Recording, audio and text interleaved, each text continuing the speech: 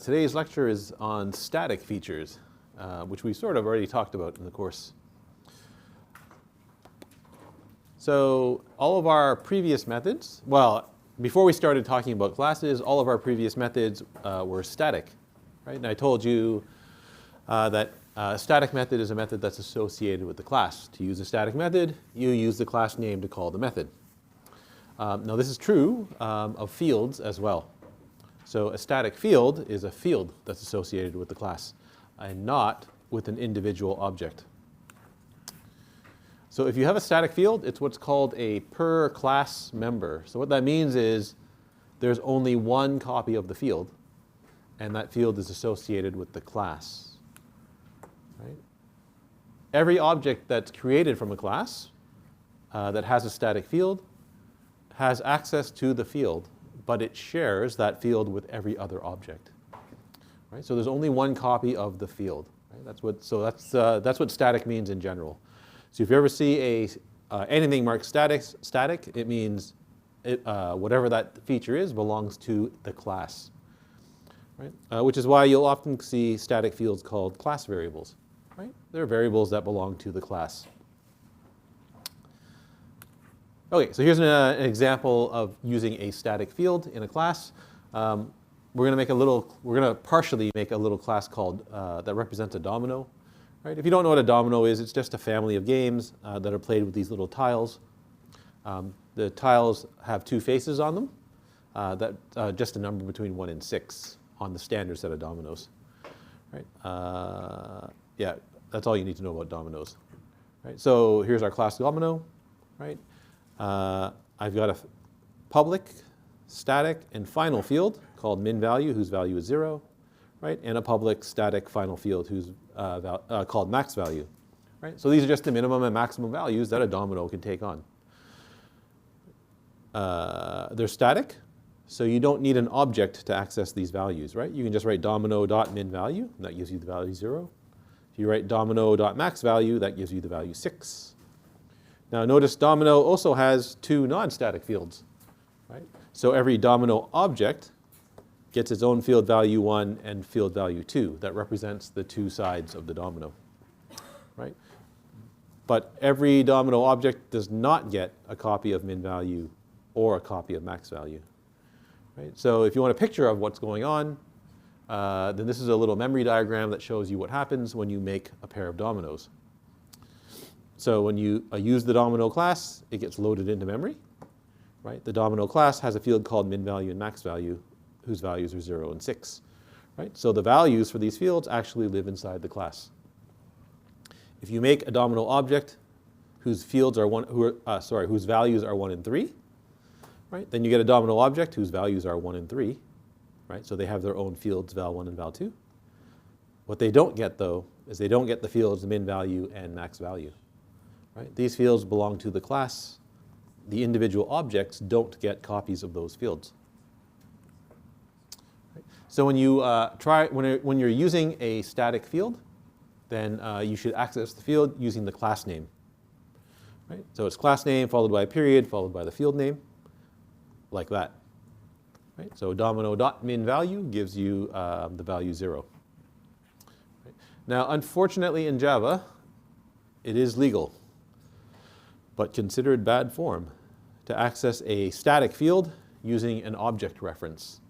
So I can make a domino, D, right? And I can access the field min value using the object reference D.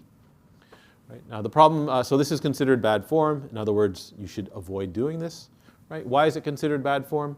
Because if another Java programmer reads this code, then they're going to expect that min value is a non-static field.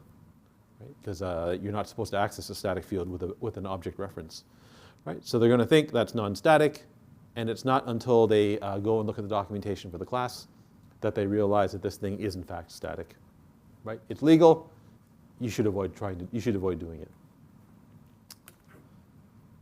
All right, so a final field, remember what a final field is, or the final keyword when applied to a variable or a field means you can only give that thing a value once. Right? That's what it means. Now, a lot of people interpret that to mean that the thing is constant, but I'm going to show you that's not true. Right? So when you make a public static final field, you're essentially telling somebody that this field value, you should use this field value, and it means something to the class that you're working with. Right? So for the domino class, min value means something, right? It's the smallest domino value. Right? So public static final fields, these are meant to be constant values that are meaningful to the class that you're implementing. So for example, the math class has a field called pi and e, right? Those are meaningful for the users of the math class. If you have a final field or a final variable, and it has primitive type, then that thing really is a constant. Right? So when we assign a value of 0 to min value, I can only do that once, and I can't attempt to reassign a value to min value. Right? So if you try to do that somewhere else, either in the class or somewhere in some other class, the compiler will complain. Right? It'll say that the field min value is final and previously assigned. Right? So the compiler stops you from trying to change that value. Right? So final fields or primitive types really are constant. If you have an immutable reference type like string, right, then final fields are also constant. Right? So here we've got the class nothing to hide. It's got a string called x, who refers to a string peekaboo. Right?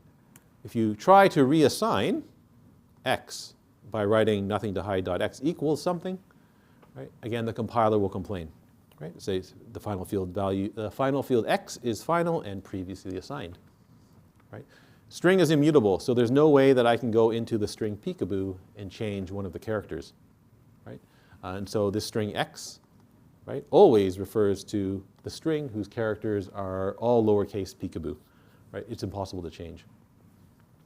So final fields of immutable types are also constant. Now, what happens if you use a reference type that's not immutable, like list, for example? Right, so here I've got a public static final field whose type is list. It's actually an array list, and it's called empty.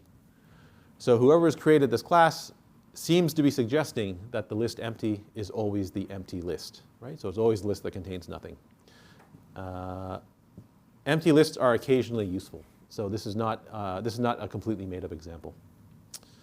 Right? The problem is array list is mutable. You can add stuff, you can take stuff away from it, right? And so this thing called empty is not logically constant, right? It always refers to the same list, right? So I can't assign a different list to empty. But you can change the list that empty refers to, right? And so for example, someone can come along, use the field, and call a method with the, using the field. Right? So they can call add, right? And they add the string oops to the empty list. Your empty list is no longer empty.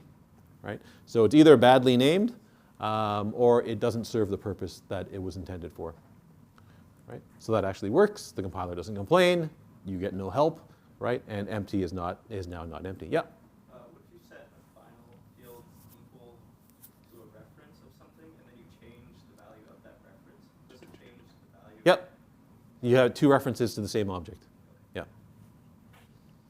So for C programmers, you have two pointers to the same thing. Yeah. Okay, so if you want to, so you should avoid using mutable types as public constants because they're not logically constant, right? Their state can be changed by calling a method.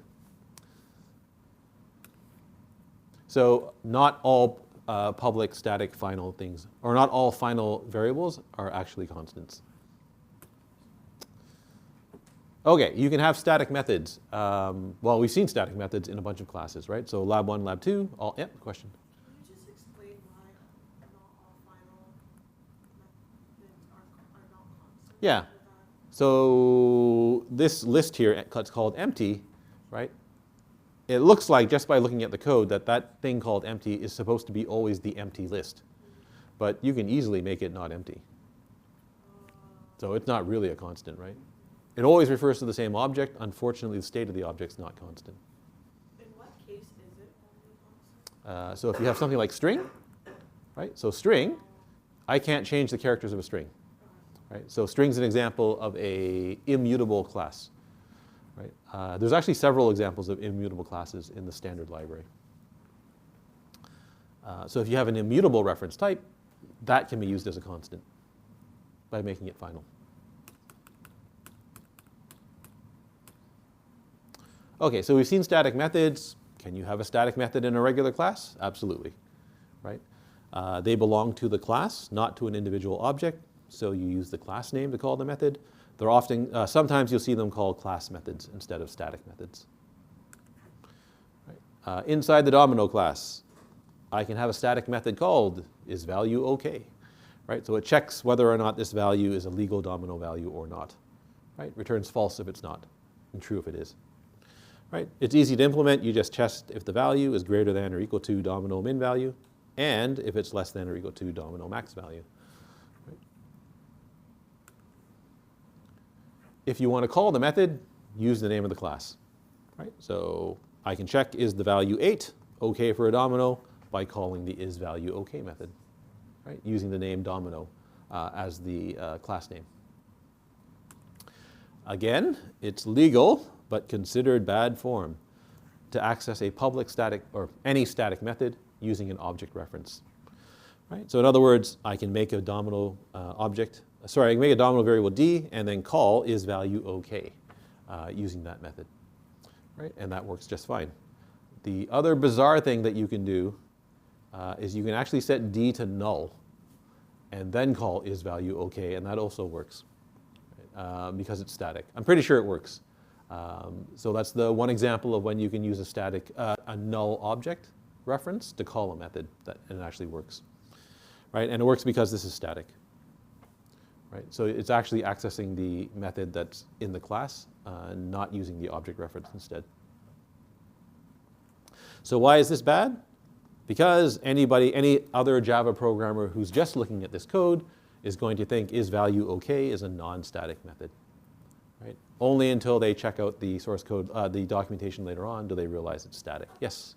Does Java allow you to change the value of a static field if you call it from like d.field? Oh, sure. Yeah, if it's not final, you can absolutely change. Yeah, it just acts like a regular field.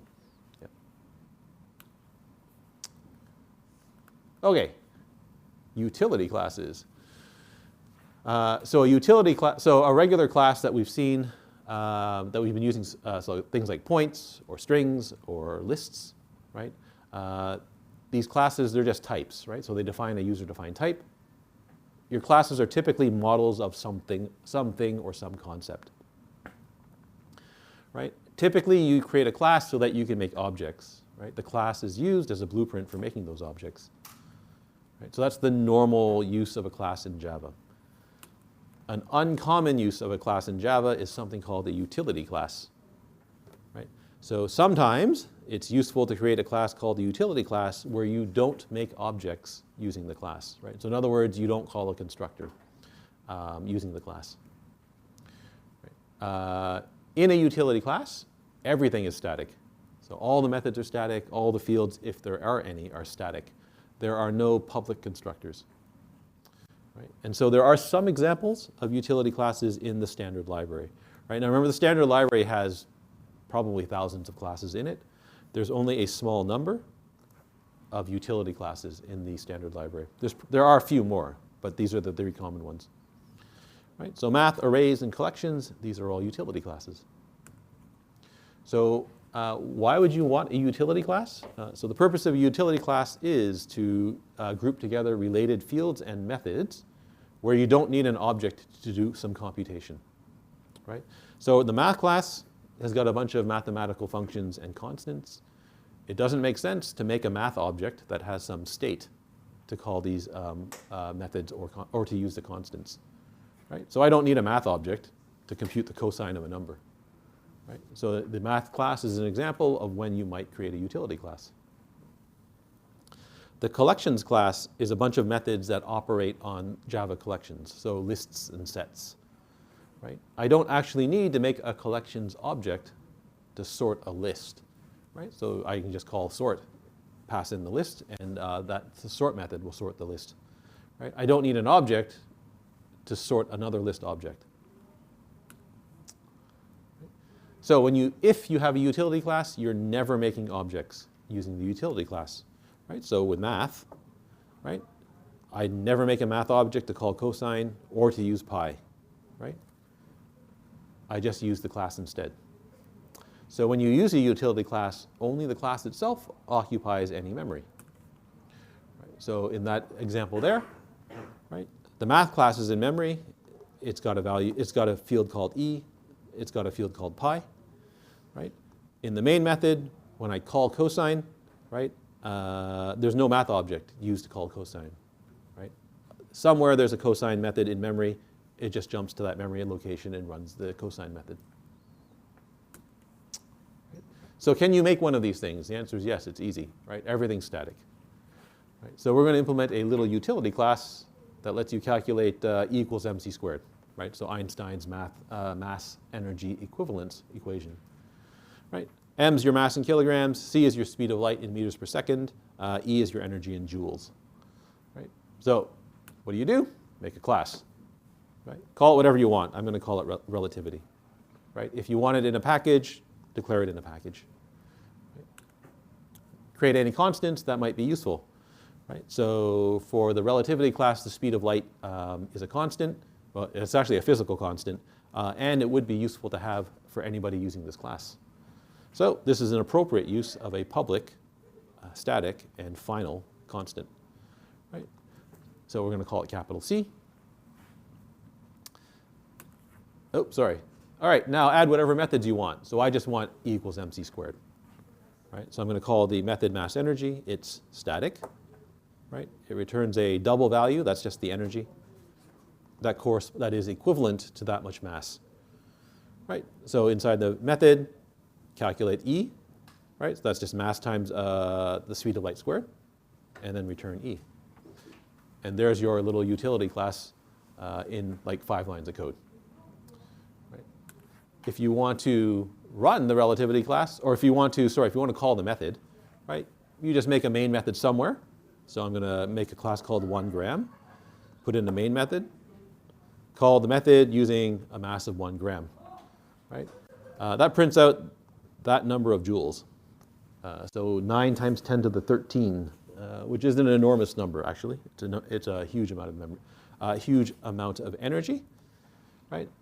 What the equation is saying is if you can convert that much mass into energy, it produces that much energy, right? Which is a lot, which is why nuclear reactors are so handy to have, right? Because they effectively turn mass into energy. That's roughly the amount of energy that was released in the bomb, the nuclear bomb that bombed Hiroshima. Right. Okay. So there's something weird about this class. It is a utility class. It doesn't have a constructor, right? All it's got is a field and a method. No constructor, but remember what I told you about classes that don't define constructors, right? You can still do something like that, right? So in other words, you can still call the no argument constructor for the relativity class, and it's guaranteed to work in this case. Why? Because if you don't define any constructors in a class, the compiler generates one for you, right? It generates the no argument constructor. Right? So we get that, right? You get the no argument constructor that actually does nothing, even though you don't implement it, right? That's just the way that the language is defined. Okay, so if I want to prevent relativity objects from being created, the solution is simple. You add a constructor to the class and you make it private. Right? So a private constructor can only be called from within inside the class itself. Right? No other class can see it. So add a private constructor. That stops the compiler from making the public no argument one. And now no one else can make relativity objects. Right? So inside a utility class, there should always be a private constructor that does nothing. Right? The only reason for the existence of that constructor is to prevent the compiler from making a public one for you. Right? And away you go. It doesn't have to be empty here. You can make it whatever constructor you want. Right? As long as there's one in the class, the compiler won't generate the no argument one for you. Right? So every every utility class should have a private empty no argument constructor to prevent clients from making objects using the class. And that's all you need to know about making a utility class, right? So if you look at the utility classes, arrays, collections, or math, everything's static, right? All the fields are static, all the methods are static. If you actually look at the source code for those classes, you will find a private constructor that prevents people from making objects of those types. Okay, so are there any other uses for static methods? So the answer is yes. Static factory methods turn out to be very useful. Okay, so what is a static factory method? So it's a method that's static. It's called a factory method because it makes an object. So the method creates an object and returns a reference to that object. Right? So that's why it's called a factory method. Factory methods don't have to be static. If it is static, then it's called a static factory method. Right? Now, why do you want these things? Because they behave like constructors. Right? So remember, a constructor, when you pair it with new, new creates the new object, and the constructor fills in the state of the object. Right? If you have a static factory method that returns a new object, then that's effectively like, that's similar to calling a constructor with new. Right? So they create and return a reference to a new object. Now the advantage is, unlike a constructor, you can give the method whatever name you want. Right? So in our point class, right, I would like to add the ability to create a point using polar coordinates. Right? So in other words, someone ought to be able to specify the coordinates of that point using the distance from the origin and the angle measured counterclockwise from the x-axis. Right? The coordinates of that point is just r cos theta, r sine theta. Right? You guys know all that from first year calculus. Okay, so what happens if I try to add a constructor where you can specify the distance and the angle? Right? You run into a problem right away. Right? Our existing constructor takes in a double and a double. My constructor that creates a polar point also takes in a double and a double. So that's an illegal overload in Java. Right? Two constructors, same signature. Right? Point two, double, double. Right? If you try to, the reason this is illegal is because the compiler can't figure out which constructor you want to call when you call the constructor. They both have the same signature. Right? They both take in a double and a double. So that kind of sucks. Right? If I want a constructor that lets you construct a point using polar coordinates, I have to either change the types, which isn't appropriate here, or I have to add or subtract one of these parameters. I have to add to these parameters or take away one. Taking away one doesn't work. Adding another parameter doesn't work either. It doesn't make any sense.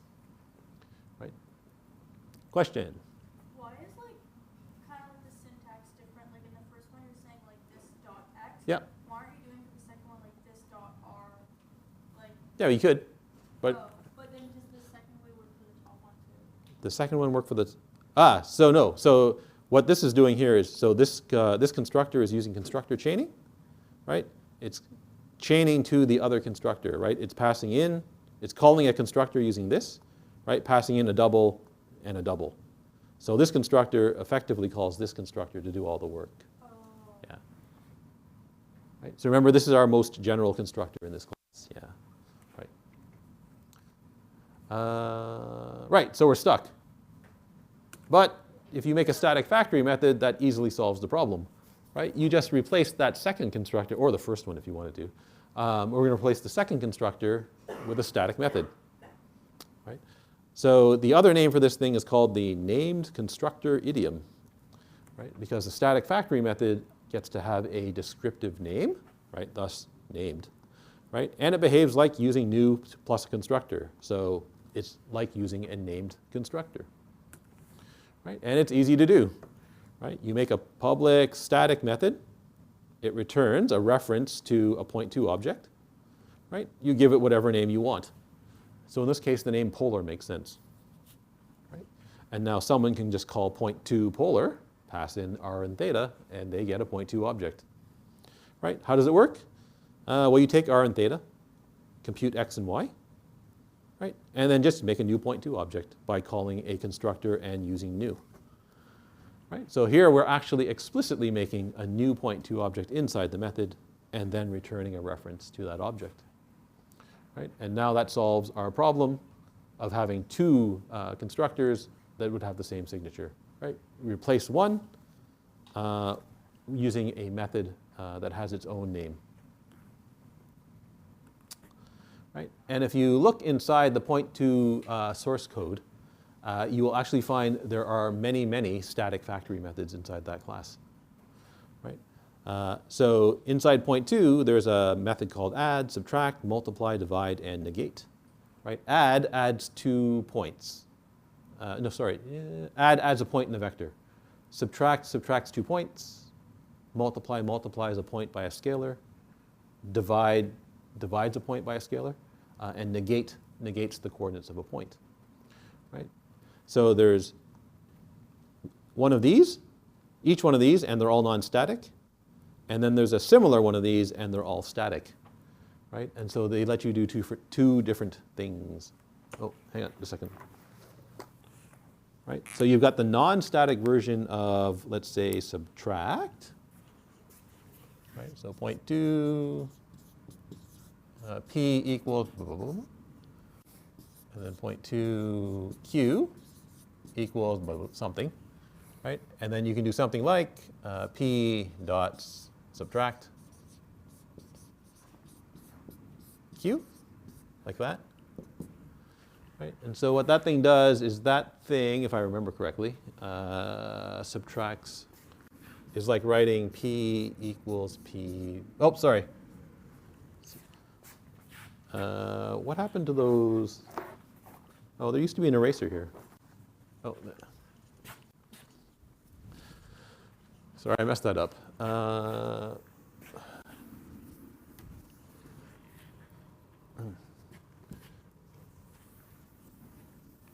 Let me use multiply.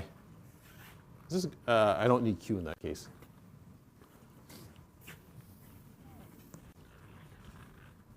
Okay, so I can write p dot multiply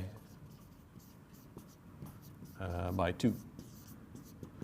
And that's like writing p equals p times 2. Right, so multiply the coordinates of the point by 2. There's also a static version of the method. So I can call point2 multiply. I'm pretty sure it's p and then 2. And that one's a factory method. So it returns a new point. Right? And so the second version of the method is like writing q equals p times 2. Right? So this one changes p. This one does not change p.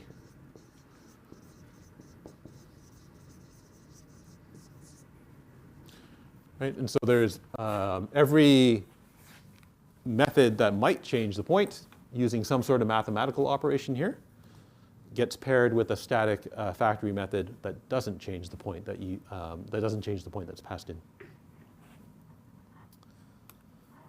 Oh, actually, it's right here. I guess I didn't have to go through all of that. Right, so add changes the point. The non-static version of add changes the point that's used to call the method. Right? So p dot add v here. Whoops, sorry. P dot add v here changes p. This one is the static version. So this one is point2 dot add p comma v. And that produces a new point. Other examples of factory methods, so they're all over the place inside the standard library. Right, so inside the integer class, there's a value of method, takes in an int, produces an integer object. Right? Inside arrays, there's a copy of methods that copies an array. Right? Takes in an array, asks you for a new length, and it returns an array that's a copy of the original having that length. Right? And then there's string. There's a format method that takes in a format string. So this is like printf. This is a similar method. This would be similar to sprintf, right? And so that takes in a format string and then a list of things to format and returns a string that's formatted using that format string. Oops, sorry. Do I want to? No, I guess we should keep on going. You guys want more lecture or you want to go? It's up to you. I don't care. We're actually ahead of, we're, It's a Friday. I know it's a Friday. No, joking. All right, we can call it quits there. We're actually ahead of pace. We're ahead of schedule, so I don't mind stopping here. All right, so I'll see you.